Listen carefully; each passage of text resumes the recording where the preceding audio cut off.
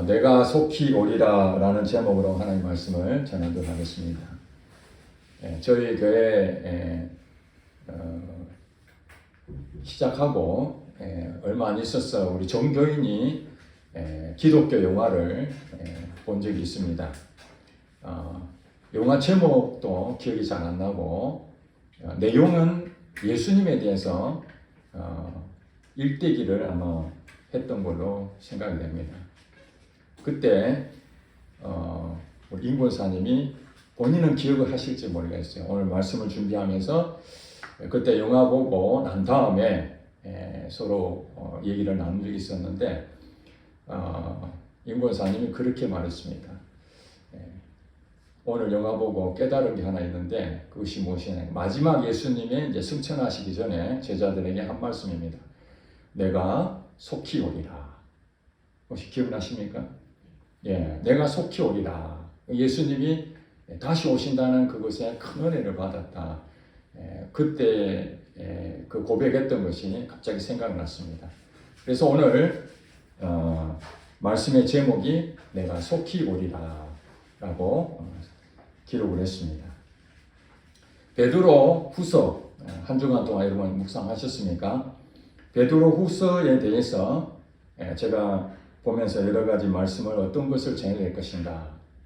오늘 이 본문에 대해서 예수님의 재림에 대한 부분이 본문에 기록되어 있습니다.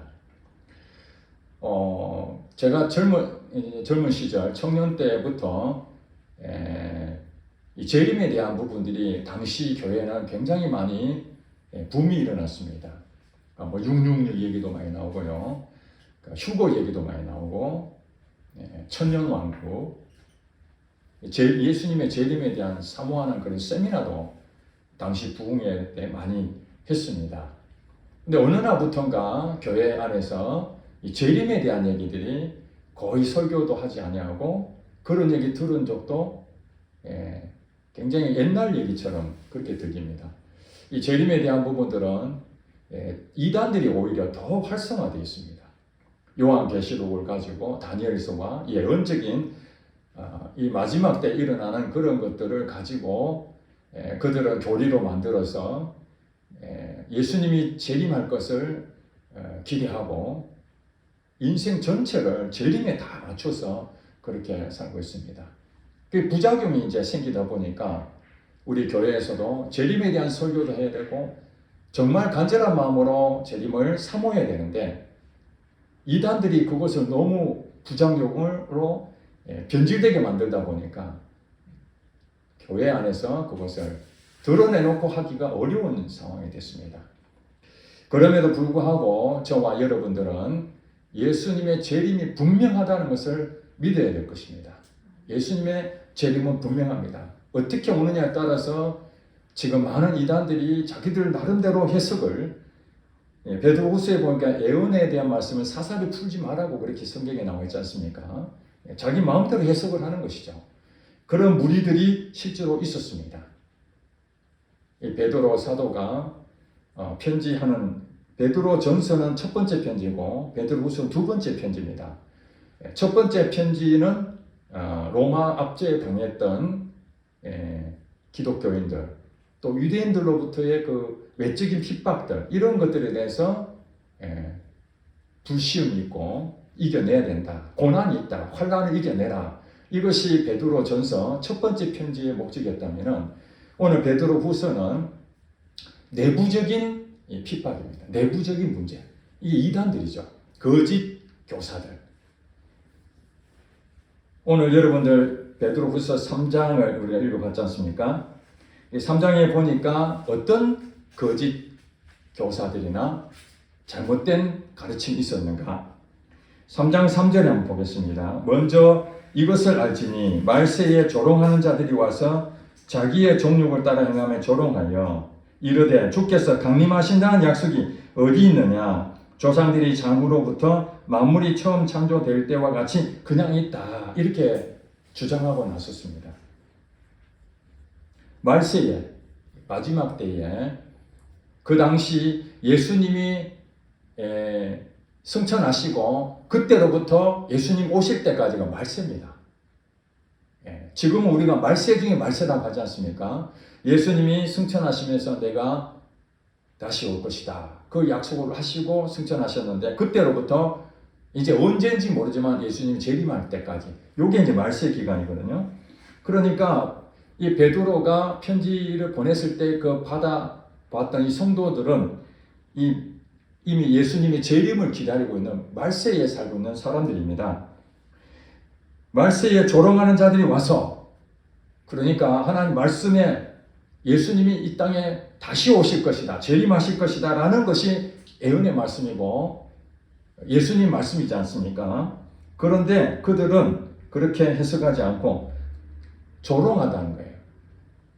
예수님이 강림하신 것, 14절에 보니까 주께서 강림하신다는 약속이 어디 있느냐? 무슨 소리 하느냐? 그러면서 조롱하는 거예요. 조상들이 잔후로부터 이 세상에 아담으로부터 지금까지 인류가 존재했지 않습니까? 그 아담으로부터 죽은 이후로 계속해서 만물은 처음에 창조한 그대로 지금도 존속하고 있다는 거예요. 변화가 하나도 없다는 거예요. 그런데 무슨 예수님이 강림하신다 하느냐? 그것은 있을 수 없다. 그렇게 말을 하고 있는 것입니다. 그래서 여기에 대해서 이제 부연 설명 5절에 하면 이 사람들이 왜 그런 주장하느냐? 이는 하늘이 옛적부터 있는 것과 땅이 물에서 나와 물로 성립된 것도 하나님의 말씀으로 된 것을 그들이 일부러 잊으려 함이니라. 실수한 게 아니에요. 일부러 잊으려고 하는 거예요. 왜 그렇겠습니까? 신앙생활에 대해서 외적인 압박을 받고 신앙생활이 사실 자기의 모든 것을 부인하고 게으르고 나태하지 아니하고 오직 하나님 말씀에 순종하며 살아야 되는데 그게 쉬운 일이 아니지 않습니까? 세상의 유혹들도 많고 정욕으로 쓰고자 하는 그런 것들 너무나 많은 거예요. 우리 신앙 안에 있던 교회 안에 있던 우리 자녀들이 고등학교 때까지는 부모님이 예배도 참석해라. 모태신앙이니까 열심히 가르칩니다. 그래서 할 수 순종하죠. 그런데 이제 사회생활 이제 20살 되면은 직장에 다니든지 대학을 가게 되면은 세상 문화들이 어마어마한 것들이 자기들에게 오지 않습니까? 눈에 빛과 번쩍한 것들이 너무나 많으니까 거기에 하고 이 신앙은 갈등이 오는 거예요. 거기서 부딪히는 거죠. 내가 과연 신앙을 잘 지킬 수 있을까? 이 세상을 내가 헤쳐나갈 수 있을까? 너무나 좋은 것들이 많은데 그 둘 중에 하나를 선택해야 되는데 일부러 잊으려 함이로다. 이 사람들 뭐냐면 신앙을 사실 껍데기만 이렇게 그럴듯하게 보이고 그 마음은 이미 세상으로 가고자 하는 그 마음이 큰 거예요. 그러니까 일부러 잊고 싶은 거죠. 세상으로 나가는 사람들은. 여러분 이것을 오해하면 안 됩니다. 우리가 정말 하나님 말씀을 살려고 하는데 육신이 연약해서 때로는 넘어지기도 하고 실수하기도 합니다. 그런 걸 말하는 것이 아니라 말씀대로 살아야 된다는 걸 알면서도 내가 또 힘이 안 돼가지고 능력이 안 돼서 넘어지는 그런 것은 하나님의 용서가 되고 다시 회복할 수 있지만은 그게 아니라 하나님 말씀이 있는데도 불구하고 그걸 일부러 거절하는 거예요. 지금 그들이 바로 거짓 선지자 노릇하고 있다는 것입니다. 일부러 잊으려고 하는 거죠. 이 사람들에 대해서 미혹을 받고 있는 겁니다. 성도들이. 야, 예수님 언제 재림하냐? 봐라, 지금까지 예수님 재림한다 말을 했지만은 그런 일이 없어졌다. 여러분 당시 상황을 아셔야 됩니다. 12 제자가 남겨졌잖아요. 예수님 승천하시고 내가 속히 오리라. 그렇게 이제 생각하고 예수님 이 시대에 오실 거다 해가지고 열심히 복음을 전했습니다. 예수님이 다시 오실 것입니다. 당시의 초대교회 제자들은 부활 신앙뿐만 아니라 예수님의 재림하신다는 재림신앙이었습니다. 예수님이 죽은 자 가운데 다시 살아나셨다. 이분이 하나님이시다. 그 하나님이 이제는 이 세상을 심판하시는 마지막 때가 올 것이다. 그러니 회개하고 돌아오라. 이게 제자들의 복음 메시지였거든요.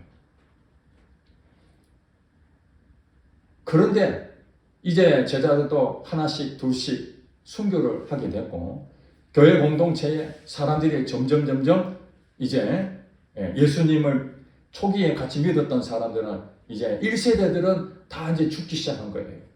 그 자녀들이 이제 성장해서 2세대들이 등장하니까 어떤 현상이 일어났겠습니까? 예수님에 대해서 갈급했던 그 1세대들이 죽고 2세대들은 이제 들은 얘기죠. 예수님의 직접 목격한 것도 아니고 그 부모로부터 들었던 신앙들. 그러다 보니까 정말 예수님이 오시긴 오실까? 이런 이제 그 상황에 와 있을 때 이 거짓 교사들이 세상에 마음을 두고 있는 이들이 신앙생활을 완전히 무릎 흐려지는 그런 일들이 교회 공동체에 스며들기 시작했다는 것입니다. 그래서 베드로가 두 번째 편지를 하면서 그들에게 경고하는 거죠. 그들은 말을 들어서는 안 된다. 성도들에게 경종을 울리는 것입니다. 예수님의 재림은 반드시 있다. 그러면서 6절 7절에 이렇게 말합니다. 이 세상은 물로 창조되었다는데 하나님이 물로 성립해서 물로 창조했다는 그게 그대로 있지 않느냐 이렇게 말하는 것을 이제 베드로가 이렇게 반박합니다. 6절에 이로 말미암아 그때에 세상은 물이 넘침으로 멸망하였으되 그렇죠. 하나님 만든 세상이 완벽한 세상이었는데 어떤 일이 벌어졌습니까? 지각 변동이 한번 일어난 적이 있었죠. 하늘의 궁창이 쏟아져서 땅에 쏟아져 가지고 홍수가 나가지고 심판을 받았습니다. 그게 여러분 잘 아시는 노아 홍수입니다. 노아 홍수. 물은 그대로 있다고 했는데 그대로 있는 것이 아니죠. 하나님이 역사하시니까 멸망을 당하는 그런 일이 생긴 겁니다. 그런데 그 당시에 그 멸망을 할 때에 그냥 멸망했습니까? 아니지 않습니까? 노아를 통해서 노아, 하나님의 사람이었던 경건한 사람, 하나님 말씀으로 순종했던 그 노아를 통해서 거기에 있는 모든 사람들 복음을 전했습니다. 너희 이렇게 살면 안 된다. 회개하라. 그렇게 계속해서 끊임없이 이 땅에 심판이 있을 것이라는 것을 계속 외쳤지 않습니까? 그 사람들은 무슨 소리 하고 있어 지금. 그래 결국에 망했다는 것입니다. 이것을 한 사례로 베드로가 말하는 것입니다. 예수님이 재림이 없다고 하니까 노아 홍수 봐라. 재림처럼 한번 하는 임한 것이 있지 않느냐. 약속하시면 반드시 성취하시는 분이시다. 그러면서 이제 또 한 번의 심판이 있는데 그 심판이 어떤 심판이냐. 7절에 이제 하늘과 땅은 그 동일한 말씀으로 불사르기 위하여 보호하신 바 되어 경건하지 아니한 사람들의 심판과 멸망의 날까지 보존하여 두신 것이라. 그러니까 노아의 방주 심판은 물로서 심판했잖아요. 이 세상은 물로서 심판했는데 이제 예수님이 재림하는 그때는 불로서 심판하신다는 거예요. 물과 불로 심판하는데 물로 심판하는 것은 반드시 성취가 됐고 이제 불로서 심판하는 것도 성취가 될 것이다. 근데 왜 당장에 성취가 안 되냐? 그것은 지금까지 그렇게 한 것은 하나님께서 보호하고 있다는 거예요. 왜 그렇습니까? 경건하지 아니한 사람들의 심판과 멸망의 날까지 보낼 그때에 그들이 끝까지 고집 피우고 경건하지 아니한 행동으로 예수님 재림에 대해서 나몰라라 그렇게 사는 그 사람들이 끝까지 회개하지 않는다면 그때 하나님께서 심판을 하시겠다는 거예요. 이 말은 무슨 말입니까? 심판을 하고자 하는 마음이 크다는 거예요. 가능하면 심판을 안 하고자 하는 거예요. 가능하면은 지연을 시키는 거죠. 가능하면 너희들이 돌아오길 바라는 거죠. 왜냐하면 노아 홍수를 통해서 하나님이 후회하셨다고 그랬거든요. 세상을 심판한 것을 하나님 후회하시고 무지개를 보여주셨어요. 무지개, 희망. 그 뒤로 그러한 과정이 있는데 자 9절에 보니까 이렇게 똑같이 말합니다. 주의 약속은 어떤 이들이 더디다고 생각하는 것 같이 더딘 것이 아니라 강림하기를 기다렸는데 안 오시니까 하나 둘씩 이제 믿음이 사그라진 거죠. 이제 예수님 오시지 않는구나. 내 마음대로 살아야 되겠다. 그런 더디다고 생각하는 것에 대해서 경종하는 거예요. 오직 주께서는 너희를 대하여 오래 참으사 아무도 멸망하지 아니하고 다 어디에 이르기를 바란다고요? 성경 보세요. 어디에 이른다고 그렇게 적어놨어요? 회개. 경건하지 아니하는 사람들, 게으르고 나태하게 신앙생활하는 사람들, 그 사람들 때문에 바로 심판을 할 수도 있지만은 하나님께서 성경에 보니까 오래 참으사, 너희를 대하여 오래 참으사, 오래 참기 때문에 지금까지 이렇게 시간이 흐르지만은 예수님이 지쳐야 되는 것처럼 보인다는 거예요.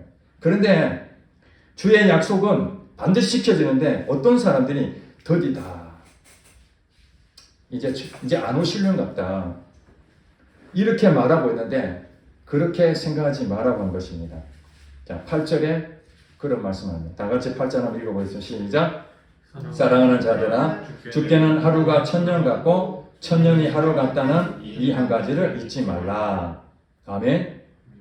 자, 이 말씀을 우리가 해석하는 데 있어서 매우 중요한 부분이 있습니다. 우리 시간이라는 시간, 여러분 시간 있죠? 이 시간은 계속 지금 세월이라고 하죠. 역사적인 부분, 연대기적으로 쭉 지금 인류사에 2023년입니다, 지금. 근데 이 시간에 대해서 헬라어로 두 가지 의미를 가지고 있습니다. 이 시간이라는 것이. 하나는 이 흘러가는 시간, 이 흘러가는 시간을 크로노스라고 그럽니다. 크로노스. 흘러가는 시간. 우리가 지금 살고 있는 이 시간이 바로 크로노스입니다. 또 하나의 시간적인 헬라어는 카이로스가 있습니다. 카이로스. 카이로스는 그 흘러가는 시간 속에서 의미 있는 어떤 시간을 카이로스다 그럽니다. 만약 여러분들이 공부를 해야 됩니다. 그런데 공부하든 안 하든 시간이 흘러가죠. 그 시간 속에 내가 어떤 의미를 부여하는 겁니다. 공부를 하는 거죠. 뭔가 목적을 얻기 위해서. 그게 이제 의미 있는 시간. 그것이 카이로스 시간입니다. 그러나 그냥 전 세계적으로 똑같이 시간 24시간 하루가 지나가고 있죠. 이것을 우리는 크로노스라고 하는 것이죠. 자, 여러분들이 헬라어에 이 시간이란 개념이 두 가지 의미로 쓰인다고 하는데 성경에도 이 두 가지 의미가 있습니다. 우리 눈에 보이는 이 시간, 이 세상 시간이죠. 우리 개인에게 다 주어져 있는 24시간의 하루의 시간이 다 있습니다. 이것이 크로노스입니다. 여러분에게도 다 크로노스가 있을 거예요. 또 우리 지구에 대한 크로노스가 있는 것이고 우리나라에 대한 크로노스가 있는 것이죠. 자, 그런 가운데서 또 성경적으로 보면은 하나님이 이 우리가 살고 있는 크로노스 시간 안에 하나님께서 카이로스 시간, 하나님의 때, 하나님의 시간이 이 세상으로 침투해 들어오는 것이 있습니다. 그것이 이제 의미 있는 시간이죠. 하나님의 때. 성경에는 여호와의 날이다 그렇게 말합니다. 주의 날, 여호와의 날이다 그렇게 부릅니다. 자, 8절에 그것을 생각하면서 여러분들 보시기 바랍니다. 자, 주께는 누가 주옵니까? 하나님이 주어죠. 하나님에게는 하루가 몇 년 같고 천년 같고 천년이 몇 년 같아요? 하루 같다. 이 한 가지를 잊지 마라. 우리 개념은 아닙니다. 우리 개념은 천년은 천년이고 하루는 하루입니다. 그렇지 않습니까? 예, 하루 24시간은 우리에게 주어진 것이지 이게 하루가 천년이 될 수가 없잖아요. 그러나 하나님께는 카이로스가 있는 거예요. 우리는 크레노스밖에 없지만 하나님 영적 세계에서는 카이로스가 있는데 그 카이로스가 우리 안에 즉 보세요. 자, 하루가 우리가 가지고 있는 이 하루 말입니다. 여러분 일생 24시간 여러분이 가진 그 하루에 대해서 어느 정도에 대한 부분이 있습니까? 그 하루에 대한 것을 24시간 동안 할 수 있는 양이 정해져 있지 않습니까? 하루 동안 할 일이. 그런데 하루 동안 할 일을 하나님께서는 천년 같다 하는 얘기 뭡니까? 천년 동안 할 만큼 엄청난 일을 할 수 있다는 것입니다. 우리 인간이 생각할 때는 하루 정도밖에 그 정도 가지고 시간이 한계되어 있는데 하나님이 역사하신다면 카이로스의 시간이 우리 삶에 24시간 안에 들어오게 되면 이 하루가 천년 동안 할 만한 업적을 남길 수 있다는 것입니다. 반대로 우리가 천년 동안 일하는 그 분량을 하나님께서는 그 카이로스 시간이 우리 삶의 천년의 시간 안에 들어오게 되면 천년 동안 일할 일을 하루 만에 끝내버린다는 거예요. 하나님은 그러신 분이에요. 우리의 천년의 시간 동안 그 많은 세월이 있어야 되는 일을 하나님 단 하루 만에 끝낼 수도 있고, 우리 하루밖에 안 되는 이 작은 시간이지만 하나님 천년 동안의 그 업적을 하루 만에 끝낼 수도 있다는 것입니다. 이걸 여러분 믿음을 받으시기 바랍니다. 이걸 잊으시면 안 됩니다. 그러니까 여러분들이 이걸 보고 기도했는데 왜 이렇게 더디냐, 하나님이 주신 응답이 왜 이렇게 더디냐, 여호와의 날, 하나님의 카이로스가 우리가 볼 때는 그게 3년 걸리고 5년 걸리고 10년 걸리는 그 시간이 참 이거 도대체 얼마나 더 시간을 해야 되나 계산상으로는 안 나오는데, 하나님은 단 하루 만에 오늘 이 8절의 말씀처럼 천년이 하루같이 하는 것처럼 여러분 5년 동안 기도하고 10년 동안 기도하고 응답이 없던 그랬는데 단 하루 만에 하나님께서 카이로스 시간으로 침투할 때 역사가 일어난다는 사실이에요. 역사가 일어납니다. 자, 노아가 방주를 짓는데 수십 년 걸려서 지으면서 사람들의 복음을 전했습니다. 이렇게 살면 안 된다. 돌아와라. 반드시 심판을 있다. 그게 무엇입니까? 하나님의 카이로스 시간이 크레노스 시간으로 들어온다. 어떡할래? 에이, 그럴 리가 없어. 그렇게 더디다고 하루하루 지나가도 아무 일은 일어나지 않으니까 그들은 성경의 마태복음에 보면 그렇게 나오면 24장에 보면은 노아 때에 그들이 어떤 상태였습니까? 먹고 마시고 시집가고 장가가고, 홍수가 일어나기까지 그들은 카이로스 시간이 있다는 것을 깨닫지 못하더라. 심판의 날이 바로 카이로스 시간입니다. 그것이 바로 여호와의 날이고 주의 날입니다. 구약 성경에 보면은 여호와의 날, 주의 날이라는 말이 몇 번 나옵니다. 이사야서에도 나오고 요엘서에도 나오고 말라기에서도 나옵니다. 여호와의 날. 이스라엘 백성들은 이 여호와의 날에 애언하는 선지자를 통해서 그들은 희망을 갖습니다. 여호와의 날이 무엇입니까? 구원의 날입니다. 구원의 날. 하나님께서 카이로스 시간을 가지고 이 땅의 크로노스 시간에 우리가 노예로 살고 있고 너무 힘들어요. 바벨론 포로로 잡혀가가지고 언제 우리는 이스라엘 나라가 회복되나, 그럴 때에 여호와의 날이 임할 것이다. 카이로스 시간이 이 이스라엘 땅에 임할 것이다. 그걸 붙잡아라. 그래서 그들은 여호와의 날이 임하기를 간절히 기대했던 것입니다. 그것을 여호와의 날이고 주의 날이었습니다. 그런데 성경에 보니까 여호와의 날, 주의 날이 구원의 날이기도 하지만 때로는 심판의 날을, 양날을 다 갖고 있습니다. 동년의 양면, 한쪽은 심판이요 한쪽은 구원입니다. 심판이 어떤 사람이 심판을 당합니까? 경건하지 아니한 사람들, 말씀을 받아들이지 아니한 사람들, 더디다고 생각하고 자기 마음대로 사는 사람들, 이 사람들에게는 여호와의 날이 임할 때에 심판을 당하는 것이고, 더디지만은 오늘 이 말씀 붙잡고 죽게는 하루가 천년 같고 천년이 하루 같습니다. 이 고백하면서 그 말씀을 붙잡고 경건한 마음으로 생활하는 사람들에게는 그 여호와의 날이 반드시 임하는데 그 사람들에게는 심판이 아니라 구원이다.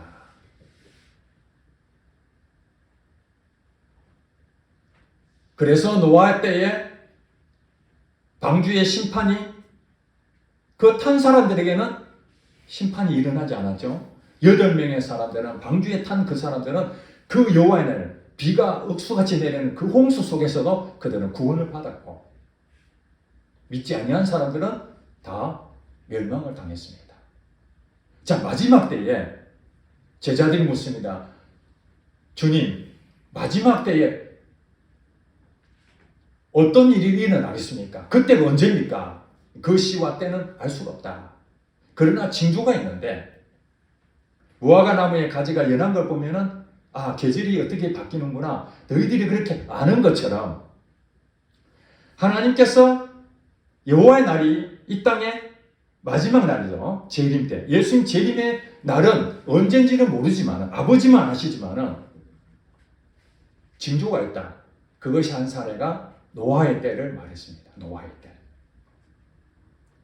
언젠가는 여호와의 날이 임한 것처럼 마지막 때도 언젠가는 임할 것이다. 그렇게 말씀했습니다. 그 언젠가 임하는 그것이 카이로스 시간이라는 거예요. 그러니까 예수님이 언제 강림하느냐, 그것을 믿었던 1세대들이 죽어가면서 다음 세대들에게 그래도 끝까지 기다려라. 예수님이 재림하실 것이야. 기다려라. 그 약속을 붙잡아 기다려라. 나는 먼저 하나님 나라에 간다. 육신의 때가 끝나고 그들은 갔습니다.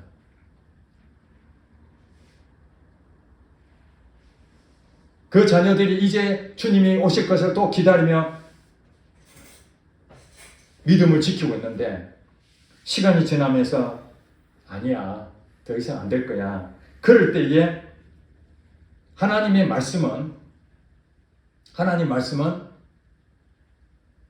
살아있고 운동력이 있어. 좌우의 날선 어떤 것보다 예리하여 혼과 영과 관절과 골수를 쪼개기까지 하며 사람의 마음의 생각과 그것을 감찰한다고 말씀했습니다. 하나님 말씀이 살아있죠. 자, 하나님께 천지창조를 어떻게 창조했습니까? 말씀하시니까 천지창조가 됐습니다. 자, 카이로스 시간은 어떻게 우리에게 주어지느냐? 하나님 말씀으로 임하기 시작합니다. 그것이 성경에 기록이 되어 있습니다. 말씀으로 빛이 있으라 하니까 어떻게 됐습니까? 빛이 생겼습니다. 마찬가지로 하나님께서 하늘의 궁창에 그것을 열어버리니까 그 하늘에 물이 쏟아져서 카이로스 시간이 노아 방주 그 사건을 통해서 하나님이 일을 하시게 됩니다. 말씀으로 하신 겁니다. 궁창에 물이 쏟아질지어다. 그대로 쏟아집니다. 그리고 성령 강림절 여러분 아시죠? 오순절 다락방에서 간절한 마음으로 성령이 임하기를 기도하고 있는데 기도하고 있는 그 우리 크레노스 교회 공동체에 10일 동안 간절한 마음 함께 기도하고 언제 성령님 오시는가 그 마음으로 기도하고 있는데 하늘에서 갑자기 불이 떨어지고 각 사람 위에 성령이 임하고 방언을 말하고 성령님의 역사가 나타났습니다. 이게 크레노스 시간이 카이로스 시간으로 완전히 점령당하는 그런 사건이 성령 강림절이었습니다. 그때 이후로 어떻게 됐습니까? 능력이 나타나기 시작하는 거죠. 여러분, 우리가 이 시간적인 개념으로 봤을 때 저희 교회도 이제 금년에 12주년입니다. 12년 동안. 뭔가 우리 교회도 참 하나님께서 하실 일이 많을 것이고 하나님께서 피값을 세워주셨는데 하나님 놀라운 일이 일어나지 않겠는가 하고 시작부터 지금까지 우리 성도님들 저도 마찬가지고 최선을 다해서 기도했습니다. 마치 예수님께서 제자들에게 몇 날이 못 되면 성령이 너에게 부어질 것이라고 약속한 것을 믿고 기도했던 것처럼 저와 여러분들도 쉽지 않은 시간이었지만 끊임없이 기도했습니다. 참 더디죠.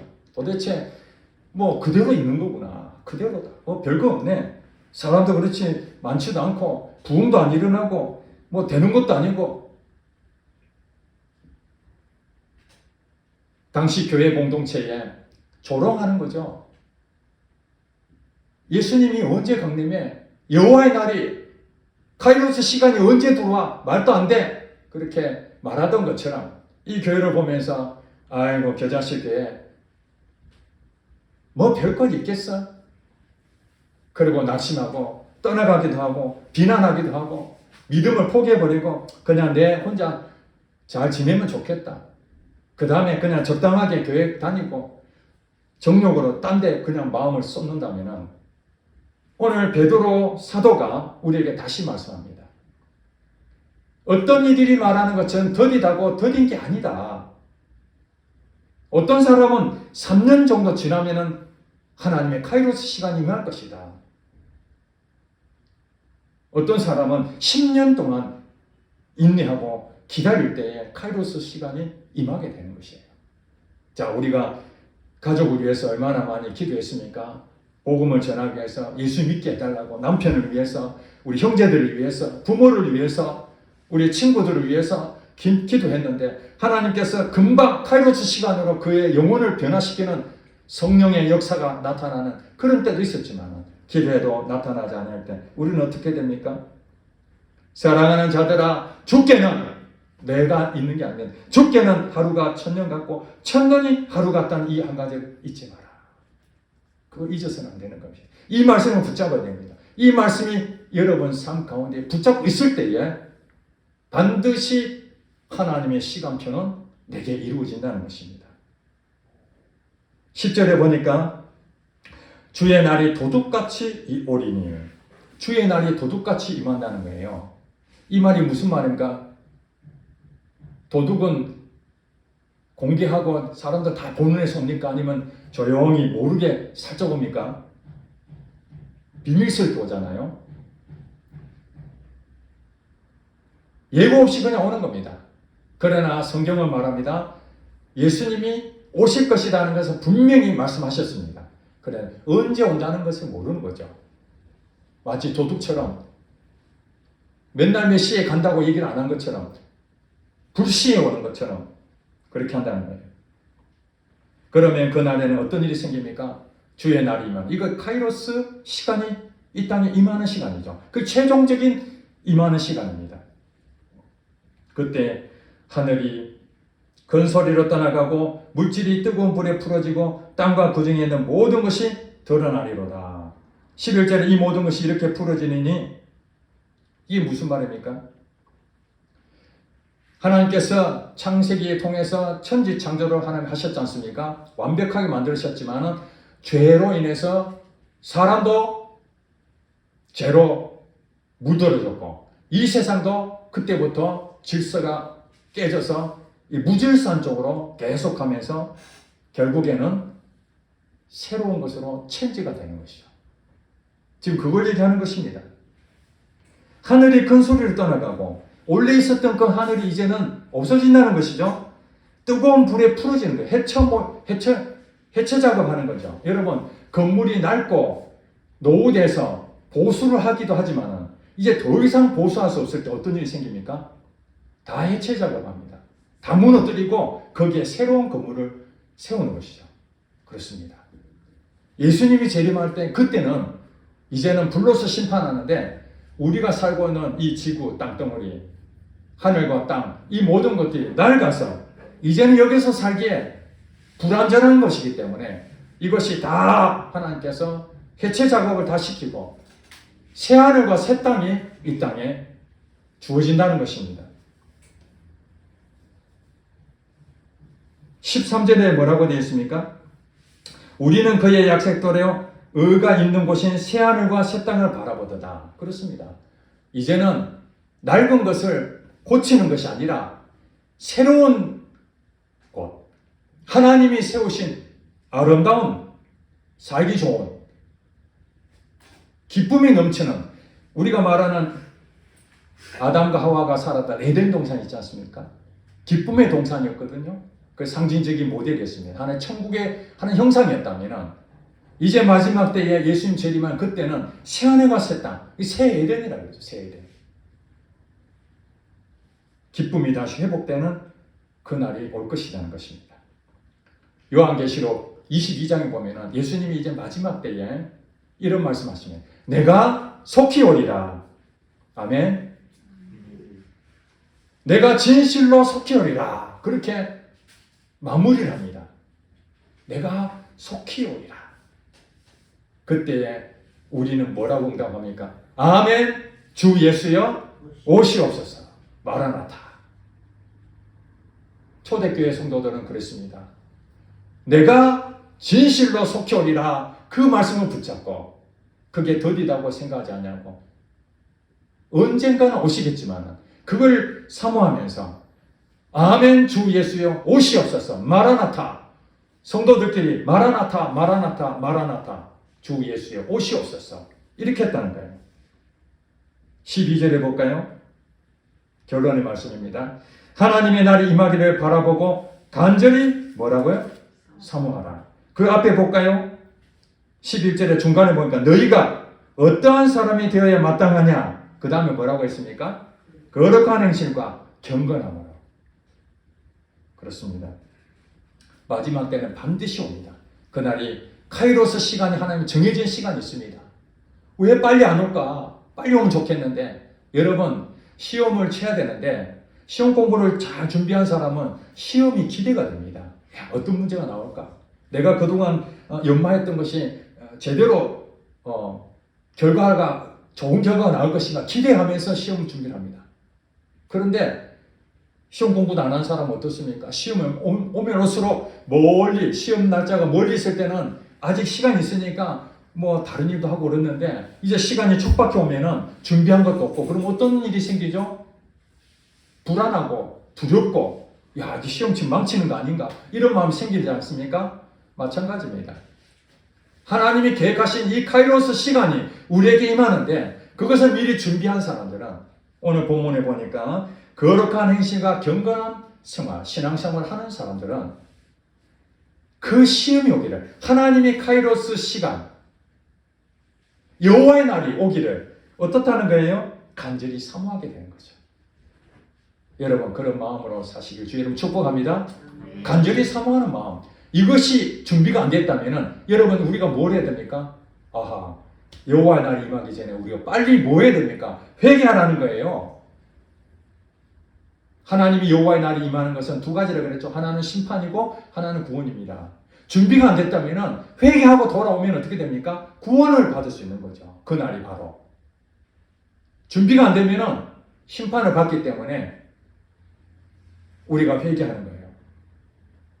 그래 여러분들이 심판을 받지 않습니다. 왜냐하면 여러분이 거룩한 행실과 경건한 마음으로 하나님 날이 임하기를 늘 마음으로 기대하면서 그렇게 살고 있다면 조금 더 걱정할 필요 없습니다. 걱정할 필요 없어요.